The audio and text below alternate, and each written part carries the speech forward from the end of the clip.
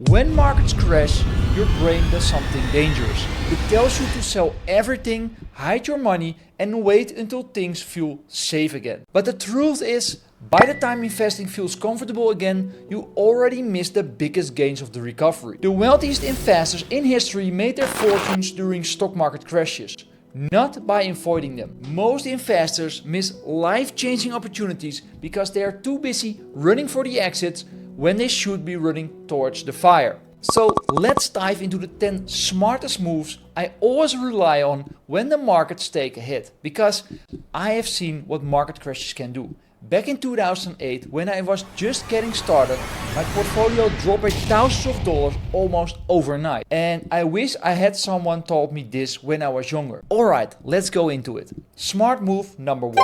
Don't try to time the market. Here's a little secret. No one knows when the bottom is. Not me, not you, not the pros on TV, so don't try to be a hero. You don't have to hit the exact bottom to make great returns. If you invest steadily and keep your head cool, you will catch the recovery, and that's what really matters. I always tell myself, close enough is good enough. And this smart move works really well because it takes off the pressure of your shoulders. It's not about perfection and waiting for the right moment. It's about building consistency. And in the long run, it's consistency, not perfection, that builds real wealth. And that's why smart move number 2 is so important. Turn off the noise. Seriously, the more market noise you consume during a crash, the worse decisions you will make. So turn off CNBC, close those Twitter tabs and mute that friend who keeps sending you crash memes. Because all that noise is a part of a pendulum, an emotional force that thrives on fear and panic. The more attention you give it, the stronger it swings and the harder it becomes to think clearly. And that's why you have to step back, breathe in and go for a walk. Because when you step out of a pendulum spool, you reclaim your focus, and that's when you make your best decisions. That shift in mindset saved me a lot of stress, but it wasn't enough. I had to take it one step further, and that's where smart move number 3 comes in. Don't sell just because you are scared. Here's something that might surprise you. Selling just because you are scared is almost always the wrong move. Those paper losses only become real when you actually sell. Unless something is fundamentally broken with the company, holding tight during turbulence is usually the smartest play. There's usually no reason to sell in a crash. It's the time to hold tight, or better yet, buy more. But selling out completely, that's rarely the move. I always say you haven't lost money until you sell. Then we dive into smart move number 4. Tactical dollar cost averaging. Invest more when prices drop. So you've probably heard of dollar cost averaging, where you invest a set amount of money every month no matter what the market is doing. And that's solid. But during a crash, I tweak it a little bit. I call it tactical DCA, dollar cost averaging. And here's what I do. If the market drops 5 to 10% in a short time, I buy more than usual. If it's flat, I stick to my regular amount. But when it's overheated, I hold back a little. This isn't timing the market. It's just being smart about when you lean in heavier. Lower prices mean more shares, and more shares mean faster growth later. But here's the key. When you buy more, make sure you are buying quality. That leads us to smart move number 5. Buy quality on sale.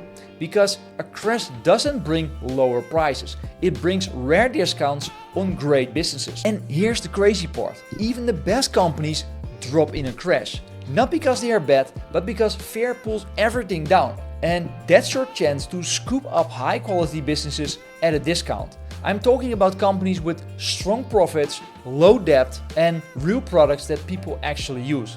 Think of Apple, Microsoft, Amazon. These aren't hype plays, they are long-term money machines. And here is how you make those machines work even harder for you without lifting a finger. Smart move number 6. Reinvest dividends automatically. Because when dividends come in, you don't spend them, you put them straight back to work. It's compound growth on autopilot. And dividends are one of the most underrated tools in a market crash. Even when prices fall, good companies keep paying dividends. And if you reinvest those dividends, you are buying more shares at lower prices. That's how compound growth speeds up when the markets recover. I set mine to reinvest automatically. It's one of those small things that makes a big difference over time. So let me ask you this. Would you rather spend 40 years building your portfolio only to face a crash right before retirement? Or would you rather experience that crash early on, in your first 10 years for example, when you are still buying and have time on your side? That brings us to smart move number 7.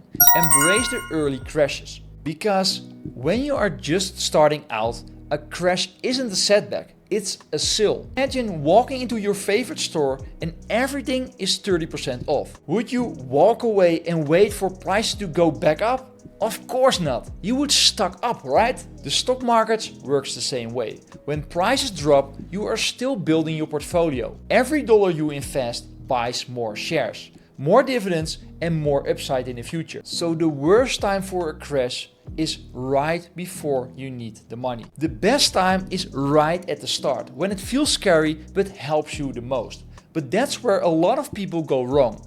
And that's where smart move number 8 comes into place. When markets crash, it's tempting to chase cheap stocks or trending ideas. But I've learned the hard way that usually backfires. If you don't understand what a company does or how it makes money, skip it. In a crash, simplicity is strength. But even with the right strategy, it's easy to get caught up in the day-to-day chaos. And that's why smart move number 9 is to zoom out. This is always the first thing I do when I catch myself spiraling down into the short-term noise. I zoom out because when you look at the bigger picture, everything changes. For example, pull up a 20-year chart of the market and you will see something fascinating. Crash after crash followed by one clear direction: up. Markets fall, always have, always will, but they don't just bounce back, they recover and go on to reach new highs. So stop torturing yourself with financial news and doomsday predictions. It messes with your brain, especially that part that panics in the short term. And that's why zooming out is so powerful. It resets your perspective. Because here's the truth. When fear takes over, perspective disappears. And if you are not careful, you will miss out on the best days. And that's where the real returns are made. Which brings us to smart move number 10, and it might be the most important one of all.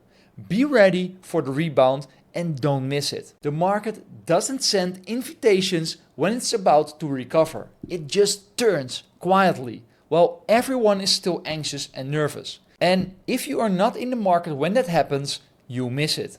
Most people wait until it feels safe again, but by then the big gains are already gone. And do you know why this is so important? Because if you just miss the 10 best days in the market, it can mean the difference between turning $10,000 into $64,000 or just $29,000. And that's more than a 50% difference, just from sitting on the sidelines during the moments that matter most. So instead of waiting for certainty, I stay ready. I build my positions while prices are low, because when the rebound comes, I want to be holding, not watching. So stay ready, stay invested and trust the process, because that's exactly where long-term wealth is made. So yeah, stock market crashes suck in the moment, but looking back, that's where some of my best opportunities came from. You don't need to be a genius. You just need to stay calm when everyone else is losing it. That said, here's the real danger. Most investors fall into the 5 biggest mistakes during a crash. They are easy to avoid, but most people walk right into them with their eyes wide open. And that's exactly why I made this next video, where legendary investor Jack Bogle breaks down the 5 biggest mistakes investors make and how to avoid them. And if you ever need a reminder, just come back to this video. I got you. See you in the next video.